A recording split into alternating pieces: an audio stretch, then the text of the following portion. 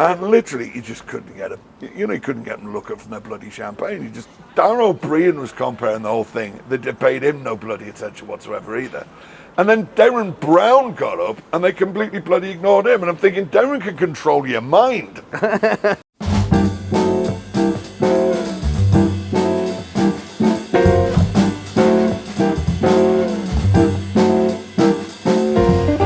So I am coming into... Mitch Benn said he's waiting for me at the... Mitch Benn! Steve Benn! That is such a coincidence. What brings you here? A hug. I always hug people. I don't know why. I don't know what it is. It's really nice to see you. We're behind your venue. I mean, it's not your venue, but it's your venue. The venue which I am on at, yeah. That's the wording, because you're very good with words, I've always found out. Try to be. So you've got 2 shows left? Yes, yeah. Today it is Sunday morning, Sunday the 24th.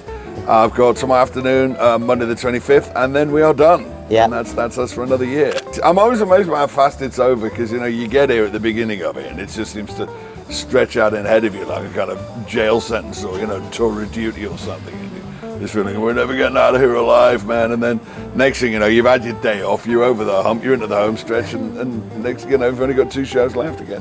I saw your show, Tom Lehrer. Yes. And I was a massive growing up, because we didn't have a television growing up, and so our parents, we had a turntable and we would listen to and Tom Lehrer. Yeah. It's extraordinary when it was Tom Lehrer. I'm sorry, I read it again. The Goon stuff you mentioned in the show. Yeah. I was thinking, oh my God! And I suppose the audience are similar-ish age. Could maybe. Be. I mean, thing about Tom is he's one of those artists that generations after generations sort of discover for themselves. Yeah. He's kind of the epitome of your cult figure in that respect. Is that he had this brief burst in the spotlight in like the late 50s and mid 60s, after which he retires, and then you've still got this body of work which people keep stumbling upon by whatever means. Yeah. As I explained in the show, how I found it myself when I was a teenager.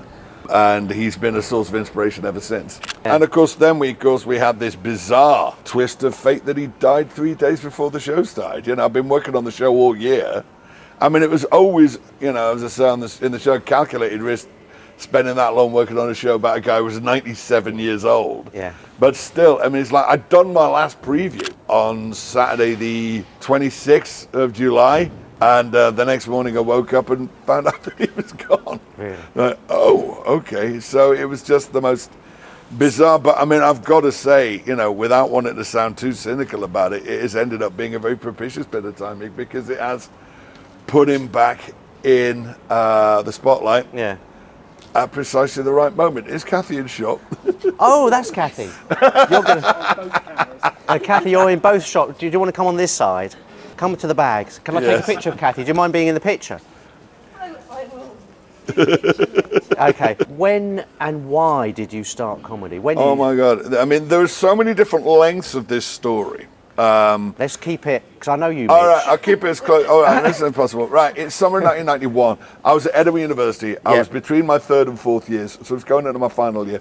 I did languages at Edinburgh University, so I'd spent the whole of the year of 1990 to 91 living in Spain, working as an English teacher, and I was supposed to spend that summer, 91, somewhere francophonic, because I was Spanish major, French minor, right?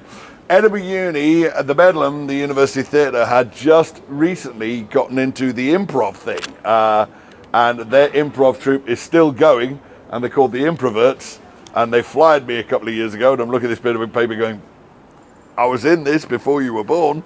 But the guy who brought improv to Edinburgh Uni was a Canadian guy called Tom Marshall, because it's kind of a Canadian thing, improv. It's kind of invented by... The second city. Well, I mean, that's Chicago. I mean, it's Keith Johnson. Chicago. Yeah, Keith Johnson, the loose moose. Cut that out, because of my ignorance in comedy. Yeah. It's Keith Johnson, the Loose Moose Theatre in Calgary, invented theatre sports. And sort of that codified kind of competitive team improv, and that was what we had going Edinburgh. And so he was at McGill University in Montreal. He put me in touch with some of his old improv buddies who had this residency at a comedy club called the Comedy Works in Montreal. So I spent the whole of the summer 1991 hanging out at this comedy club, and essentially I started doing open spots there. Because they had an open mic night on Monday, and it was like, if you could turn up and put your name down by about 7, then you're on, you know. Yeah. And I was the only limey in town. I was also the only guy doing music because I incorporated the songs and stuff from various, you know, sketch shows and reviews I've been in Edinburgh right from the get-go. Yeah, so I spent the whole of the summer of 91 doing stand-up in this club in Montreal, and then kind of forgot all about it for about 3 years. 96 I moved down to London because back then you kind of had to, because there wasn't really a year-round scene where you could make any kind of a living anywhere else at the time. Started to get established on the circuit sort of 97, yeah, then I got the Now Show in 99, and that kind of... So you got the Now Show quite Yeah, the Now Show. on. Oh yeah, I mean, this is it. This is something I occasionally reflect upon, is that I basically made all the progress I was ever going to make in comedy in about the first 7 years. Because normally you tread the boards for 10 years and then you start. Then back then. I saved the board treading for later. Yeah, or indeed the water treading, as it might be. But you got the kind of when. But what was the desire? Was there a desire? You just in your bones. It was no, not really. I mean, this is something which I've discovered actually talking to a lot of comedians of our sort of era, my kind of generation is. You don't tend to meet many of them who are following their cherished boyhood ambition. Most of us seem to have gotten sidetracked into it, right, trying to do other things. I mean, most of the people I know who are doing comedy were trying to do something else showbizy when they got sidetracked into it. You know what I mean? So most of them were trying to be like proper actors or proper musicians or something. And then we kind of got sidetracked. I think for the younger generations, the one who've come along in the meantime, I think it is a bit different because they grew up with, like, you know, Rob and Dave playing Wembley Arena and everybody calling it the new rock and roll and sort of, you know, that, which was kind of the environment that we arrived into in the 90s. But if you've grown up in that environment, then maybe comedy is something you decide, you know, I want to do that when I grow up. But in our day, it kind of wasn't really. I mean, because I had comedy heroes when I was a teenager, but they weren't really the stand-ups. It was like Rick Mail and Aid Edmondson. Because it was only really when Rick died in 2014, it was that I realized that sort of he and Aid had been like my rock and roll stars when I was a teenager. Right. You know, and when you're meant to be sort of obsessing about bands and stuff and like waiting for their new album, I was kind of obsessing about those guys and waiting for their new TV show, you know. So in that respect, yeah, I've always been a fan of comedy, but I never envisaged getting into stand-up until I found that it was already happening. If you're liking this, so I'm not very good at social media, I'm pushing myself. So if you're liking this episode, like, comment, and subscribe. That's what I'm after. Like, comment, like, and subscribe. Click on the things. Click on the things. There are things, click on them. Mitch Benn, we'll get back to the interview. We will. Best gig, worst gig, best gig. Which one do you want to go first? Worst gig, no one worst gig. There was going to be a venue in Luton called Venue 27. Oh, I think I remember. And I played it 3 times. I closed each 3, and on all 3 occasions a fight broke out in the audience while I was on. Not even with any reference to anything I'd said, oh, she fucking, you know, and it's like, you know, I'm standing there giving it, all you need is love. It's literally the hitting each other with chairs, you know what I mean? So did a Christmas gig in Romford. I got nobody to blame but myself for that one. Picking bits of roast potato out my hair for a few days afterwards. But that was the nature of the audience rather than... Yeah, actually how, you know, you want to know what by the time I tanked it. Okay. That's what I'm digging for, Mitch. Yeah, you're digging for sugarcoat. Everybody times I've completely misjudged I don't know. Talking about a fight breaking, I did one at the Comedy Cafe years ago in the old Rivington Street. Oh yeah. And I was on stage and I used to swallow a balloon, eat a balloon. Yeah. And so I couldn't speak. And then again, this guy came up on stage while I was on stage. Goes, "Oh mate, they won't serve me at the bar." So they wasn't aggressive with me. And then Noel Faulkner came on, dragged him off. And the problem was Noel Faulkner was quite angry with him, dragged him off, and all his mates then dragged Noel Faulkner off. And there was this big chain of people just dragging people off and fighting. So that was a fight. Yeah. I mean, I've had ones where I remember doing, one of the very few jongleurs I've done in like the last 10 years or so. Like this big table of geezers up at the front there, you know, and like these sort of, you know, middle-aged blokes. Probably all off-duty coppers, I don't know, but they were just talking really loudly through everything. And I think it was Sally Ann Hayward was compared. I was meant to be closing it. And she gets up and she's done like her whole thing. And they're just not having it, like, fuck off, you know. And the people are coming and saying, can you keep it on, fuck off, you know. And then literally, she goes, will you please welcome your closing act? And the girl who's running says, hang on, right, stop the show, right, we're kicking this lot out, right, come on out, you know. And literally Sally a bit, please, Mr. You know, and then They're kicking them out. Yeah, and then they shut down the whole gig for about 20 minutes. And then I think they had the coppers because this lot weren't leaving. No, fuck off, we're not fucking, and eventually had to get there. And then that done, we had to start the show up again. And I'm like, yeah, It'd be funny if the coppers came and pulled out the other coppers. If they were off, or if they turned up, oh, Charlie, what you doing? That would have been, Certainly, particularly if you ever did corporates back in the early noughties before the crash. Right. It's not even like you're having a bad gig. It's just the gig is not happening. You're up there, they're down there, and there is literally no kind of interconnection between the two. Totally. And I remember it was the Mobile Phone Awards in about 2007. And literally, you just couldn't get them. You couldn't get them to look up from their bloody champagne. Darren O'Brien was comparing the whole thing. They paid him no bloody attention whatsoever either.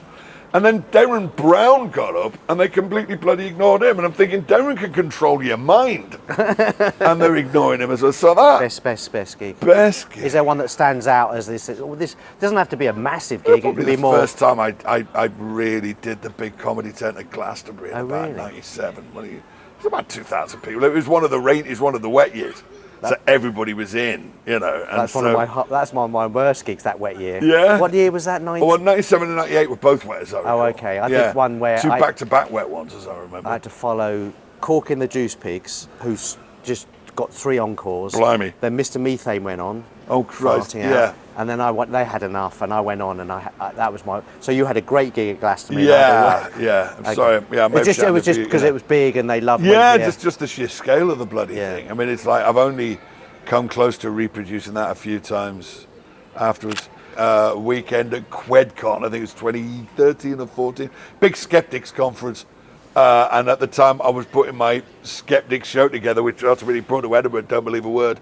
I like those, unlike, like sci-fi conventions and that, probably the closest to get to play my home crowd, you know what I mean? It's sometimes you get one of those gigs where the connection is so complete that even the little sub-gags you put in there just to keep yourself interested are getting woofs. Yeah. That feeling you've absolutely got them. Yeah. If I said, let's march on the town hall and set fire to it right now, they bloody would, that feeling. So I had one of those at QuakeCon, and then a party till about 7 in the morning, and then I'm not even entirely sure I got to bed because about 11 a.m. I was on the God panel with Richard Dawkins and Lawrence Krauss, and I absolutely held my own. All the clips of that went viral were of me, So this is my camera I'm using today with Mitch Benn. It's the Leica Q3-43. The 43 stands for the lens, which is a fixed 43mm lens, f2, very fast. It's just such a solid, beautiful camera to use. Looks kind of retro, like an old film camera, but the stuff inside is top notch, but a lovely, lovely camera. If you weren't doing the comedy, completely out of showbiz, what would you do? Does writing still count as showbiz? I don't know. Does. Does it? You see, I mean, because the other thing I do is write science fiction novels, and if I could find a way of making a living doing that. Okay, that's kind of allowed, I think. Yeah, so sort of novels rather than sort of, As it's science fiction. He's the boss. Yeah. Gotcha. Yeah, so, well, I mean, I'm noticing the T-shirt, Let me just take a picture of Frankie in Edinburgh. There we go. Well, is it very hard to make it work?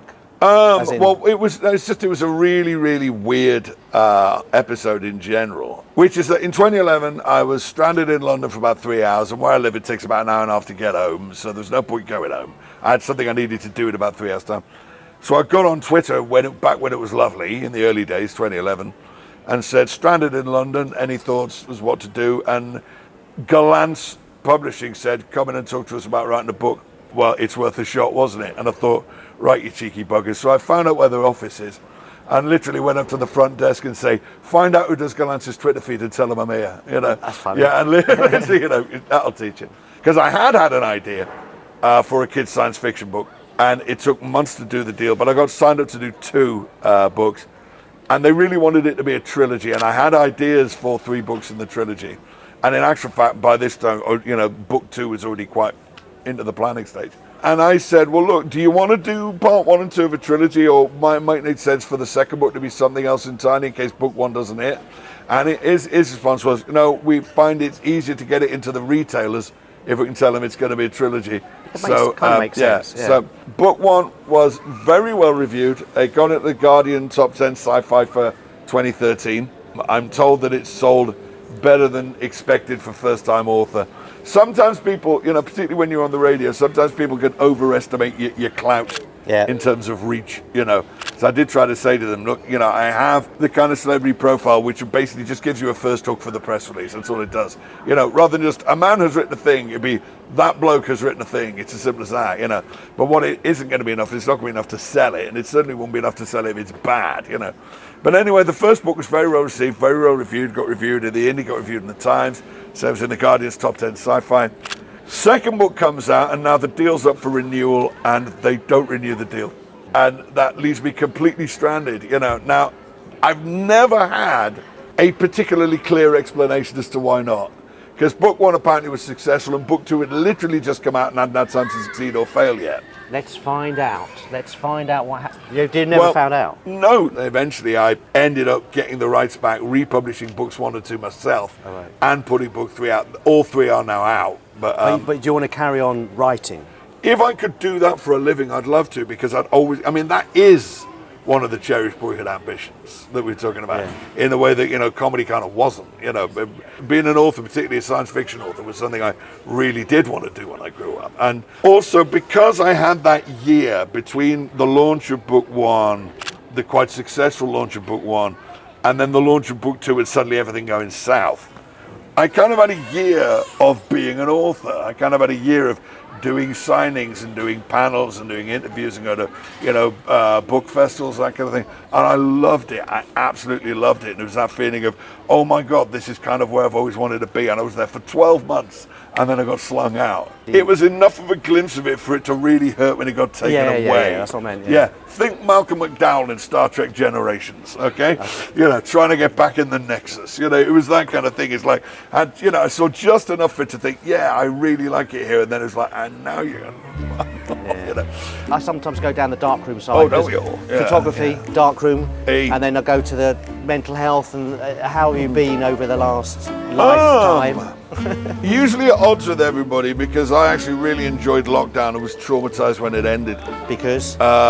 Because I'm not a sociable person, and all the stuff that it kind of stopped us doing was the stuff I spent most of my life trying to get out of doing. Okay. Everybody agonizing about, when will we be allowed back in pubs? Like, pubs, really? Okay, fair enough.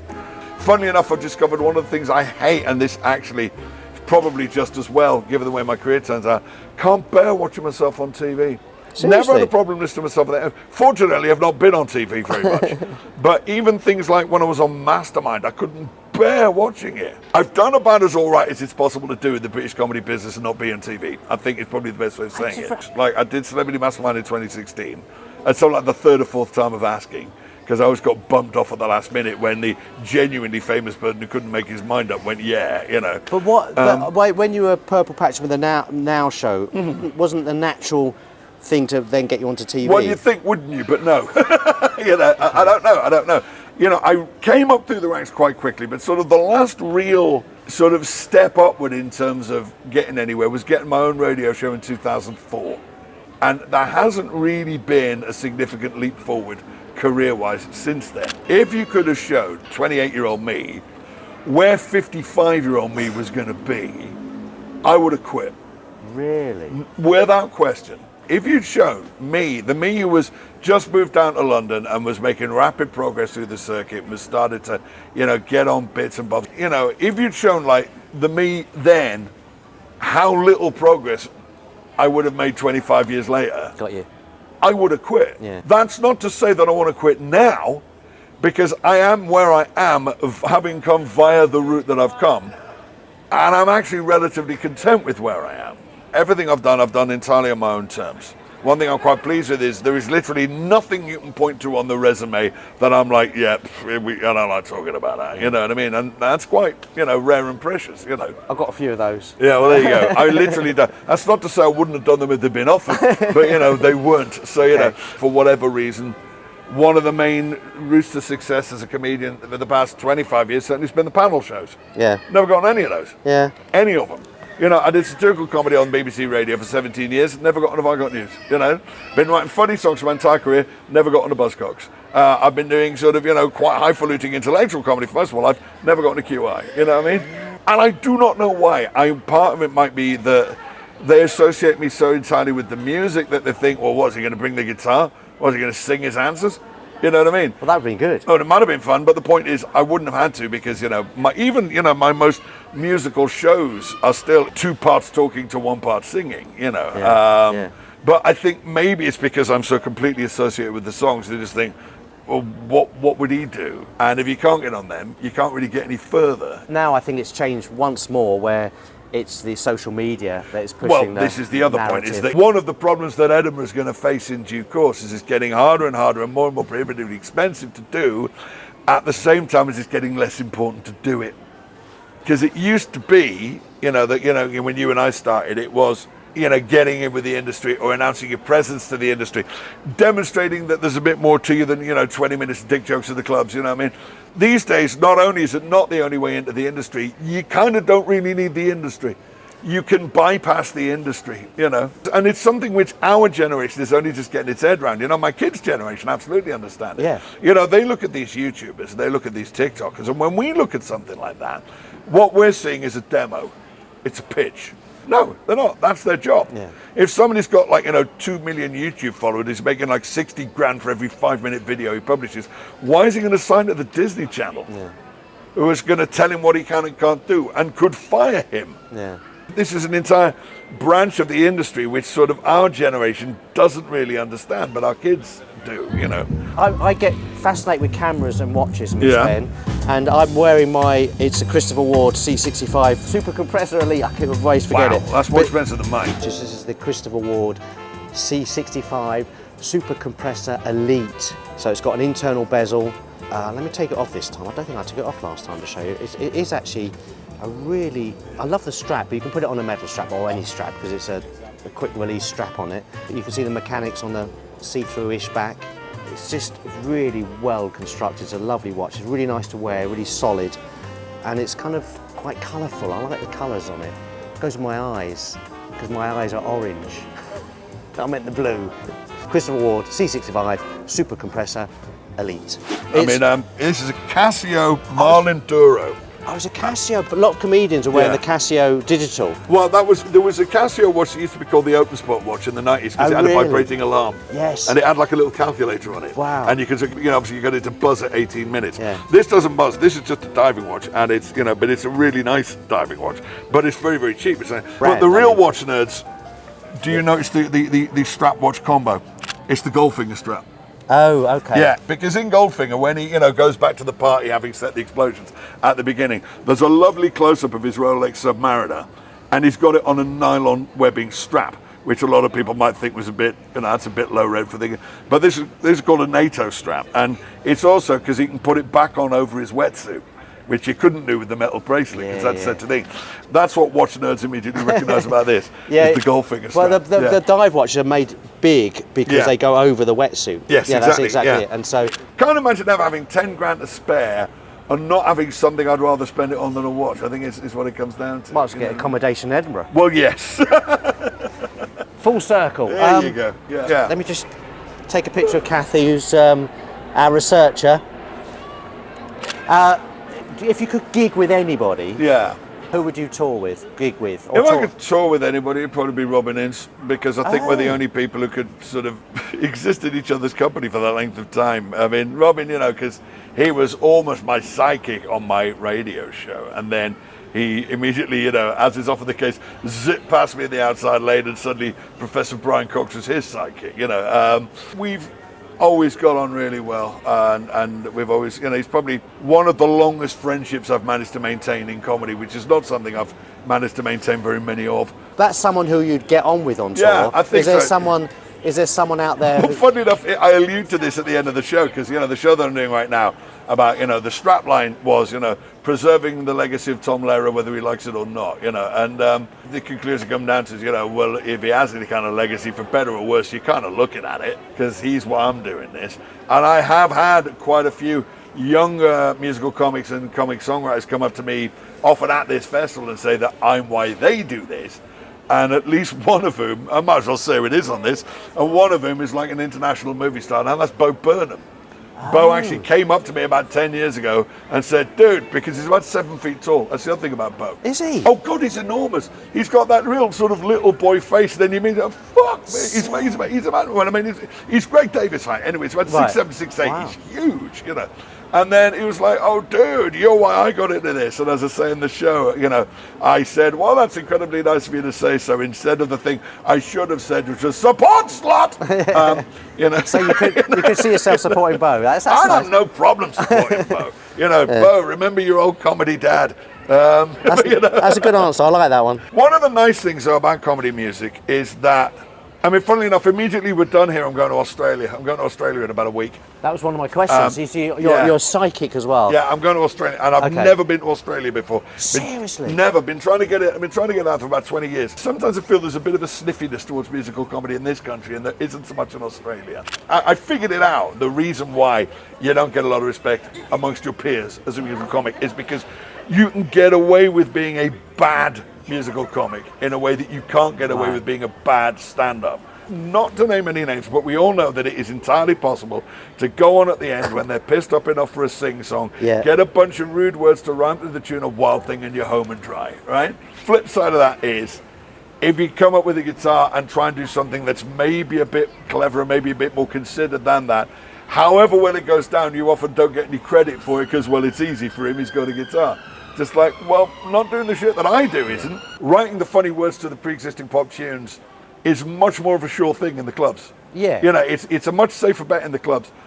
Trouble is, you end up with an act that consists entirely of stuff you don't have the copyright to, so you can't really do anything else with it. You can play it in the clubs, but you can't do anything else with it. You can't really do it on broadcast. You can't put it out on a record. And I know, you know, before you mentioned Weird Al, he does have to get permission from the publishers. He's at a level where where they're perfectly happy to, because they get the same amount of money all over again. So I realized quite early on, and again, this is one of the things that Tom Lehrer inspired me to do, I'm going to have to write these songs from whole cloth, but words, tunes, all me, you know, because that's the only way that this is going to have any kind of, you know, longevity, you know. Sacrifice the immediate laugh for long-term career prospects, I guess, you know. In as much as the long-term career prospects have panned out, I'll leave that up to you, you know. Mitch Benn. Always do a selfie at the end. Mitch Benn. Thank you very much, good man. You're very welcome, my friend. You're very, very welcome. Yeah, it's really lovely. And good luck for the last 2 shows. All this is going to go out after you've done it. Well, maybe when you're in Australia, you'll be able to come out. Well, that'd be good, because it's, you know, for the first week I'm doing the Lehrer show, and then the second week I'm going to do something I'm going to put together while I'm out there. Maybe a bit of a best of, or just with specific reference to being a British comedian, you know, 12,000 miles around for the first time. I'm going to call it Pomfret. Like that. Which is, you know, French for chips and Australian for terrified Englishmen. So, you know. Mitch Benn. Cheers.